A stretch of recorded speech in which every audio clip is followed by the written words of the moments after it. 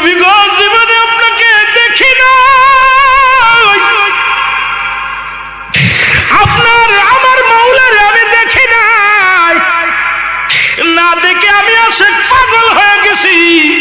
নবী গো আজকে বলে দাও তুমি আমি পোশাক ছাড়বো নাকি ছাড়বো, আমি জীবনটা দিয়া দিবনি। ইলহামের মাধ্যমে শুনতে পাই, এ বাবা পোশাক ছেড়ে দে, পোশাক লাগবে না, যাকে ছাড়লে হবে জাহান্নাম অন্তর ঠিকানা। এই দুনিয়ার সব ছেড়ে দে রে হুজ্জাব, তবু কালেমা ছাড়িস না, নবীর তরিকা ছাড়িস না।